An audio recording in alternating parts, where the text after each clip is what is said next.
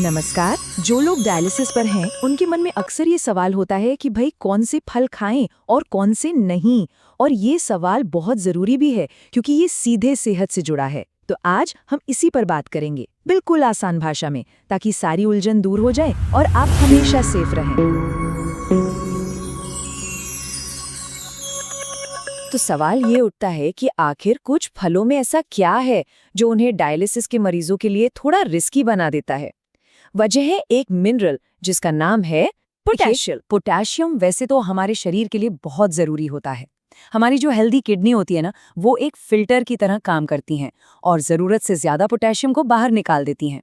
लेकिन डायलिसिस में जब किडनी ये काम ठीक से नहीं कर पाती तो ये पोटेशियम खून में जमा होने लगता है, और जब ये बहुत ज्यादा हो जाए तो ये सीधे हमारे दिल पर असर डाल सकता है, उसकी धड़कन को गड़बड़ कर सकता है, और ये जाहिर है बहुत सीरियस बात है। तो अब आते हैं सबसे बड़े सवाल पर, कौन से फल खाएं और कौन से नहीं। अच्छी बात ये है कि ऐसे बहुत सारे टेस्टी फल हैं जिन्हें आप आराम से खा सकते हैं। तो चलिए एक एक करके देखते हैं कि कौन से फल आपके दोस्त हैं। ओके, तो सबसे पहले बात करते हैं उन बढ़िया फलों की जिन्हें आप बिना किसी टेंशन के अपनी डाइट में शामिल कर सकते हैं। ये स्वाद में भी लाजवाब हैं और सेफ भी, क्योंकि इनमें पोटेशियम काफी कम होता है। सबसे पहले आता है सेब, एक बेहतरीन और बिल्कुल सेफ ऑप्शन। फिर है पपीता। ये तो पेट के लिए भी बहुत अच्छा माना जाता है और डायलिसिस में भी सेफ है। अगर कुछ खट्टा मीठा पसंद है तो अनानास भी एक जबरदस्त ऑप्शन है। इसी लिस्ट में नाशपाती भी शामिल है, आप इसे भी खा सकते हैं। हाँ, तरबूज भी खा सकते हैं, लेकिन इसमें एक बात का खास ध्यान रखना है, इससे हमेशा बहुत थोड़ी मात्रा में ही खाना है, क्योंकि इसमें पोटेशियम के साथ साथ पानी भी बहुत ज्यादा होता है। तो चलिए फटाफट से एक बार दोहरा लेते हैं सेफ फलों की लिस्ट। ये है सेब, पपीता, अनानास, नाशपाती और हाँ, बहुत थोड़ी मात्रा में तरबूज। अच्छा, अब बात करते हैं उन फलों की जिनसे हमें थोड़ी दूरी बनाकर रखनी है। मतलब इन्हें या तो बिल्कुल ना खाएं या फिर बहुत ही कम, क्योंकि इनमें पोटेशियम बहुत ज्यादा होता है। इस लिस्ट में सबसे पहले नाम आता है केले का।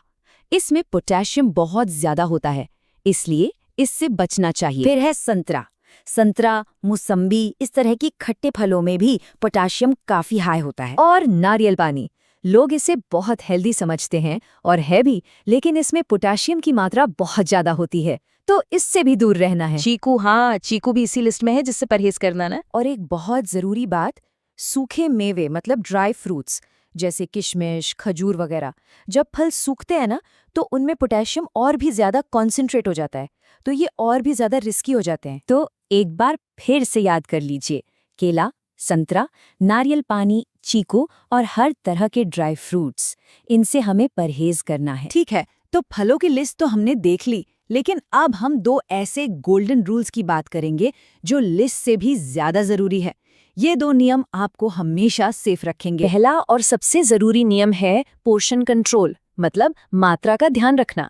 देखिए, कोई फल भले ही सेफ वाली लिस्ट में हो, उसे भी हमेशा कम मात्रा में ही खाना है। ज्यादा कुछ भी अच्छा नहीं होता, बस ये बात गांठ बांध लीजिए। और दूसरा सबसे जरूरी नियम, हमेशा अपने डॉक्टर या डाइटिशियन की बात सुने।